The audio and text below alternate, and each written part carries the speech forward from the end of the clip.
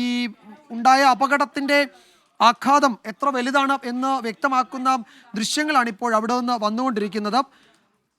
ഏതാണ്ട് ആ വിമാനം പൂർണ്ണമായും അഗ്നിക്കിരയായി എന്നത് ഈ ദൃശ്യങ്ങളിൽ നിന്ന് വ്യക്തമാണ്. ഹരി ഉണ്ണിത്താൻ അഹമ്മദാബാദിൽ നിന്ന് ചില വിവരങ്ങൾ പങ്കുവയ്ക്കാൻ ചേരുന്നുണ്ട്.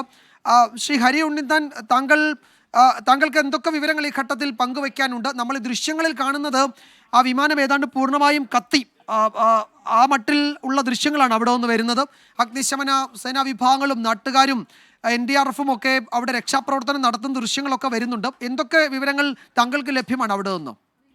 ഞാൻ അഹമ്മദാബാദിൽ നിന്ന് ഹരി ഉണ്ണിത്താനാണ്. അത് ടേക്ക് ഓഫ് ചെയ്ത് IGP ഗ്രൗണ്ടിലാണ് വീണത്. അതുകൊണ്ട് റെസിഡൻഷ്യൽ ഏരിയയിൽ നിന്ന് ഭാഗ്യം കൊണ്ട് രക്ഷപ്പെട്ടിരിക്കുന്നു.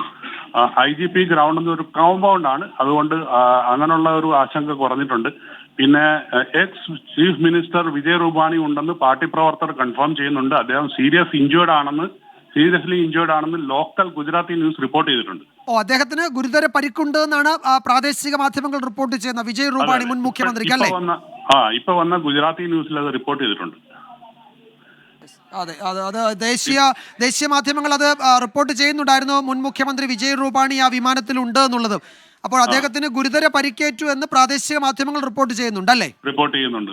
പാർട്ടി പ്രവർത്തകർ കൺഫേം ചെയ്തിട്ടുണ്ട് ഇന്ന് അദ്ദേഹം പോയ കാര്യം. BJP പ്രവർത്തകർ കൺഫേം ചെയ്യുന്നുണ്ട് അദ്ദേഹം ഈ വിമാനത്തിൽ ഉണ്ടായിരുന്നു എന്നല്ലേ? അദ്ദേഹം പോകുന്ന വിവരം അവർ റിപ്പോർട്ട് ചെയ്തിട്ടുണ്ട്.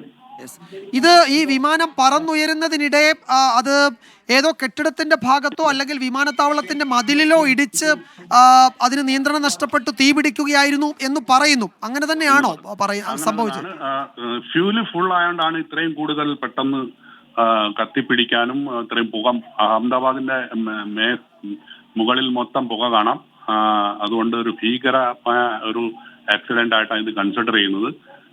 ഫ്യൂൽ ടാങ്ക് ഫുൾ ആയിരുന്നു, അതുകൊണ്ടാണ് ഇത്ര ഭീകരമായ ആക്സിഡന്റ് ആയത്. ശരിയാണ്. പറന്നുയർന്നതിന് തൊട്ട് പിന്നാലെ ഏതാനും മിനിറ്റുകൾ മാത്രമേ ഉള്ളൂ. അപ്പോൾ ആ വിമാനത്തിന്റെ അതിൽ ഫുൾ ഫ്യൂവൽ ഉണ്ടായിരുന്നു. അപ്പോൾ അതിന്റെ ആഘാതം കൂടും. അപ്പോൾ തീപിടിക്കാനുള്ള സാധ്യത വളരെ കൂടുതലാണ്. അത് ഈ ദൃശ്യങ്ങളിൽ കാണാം.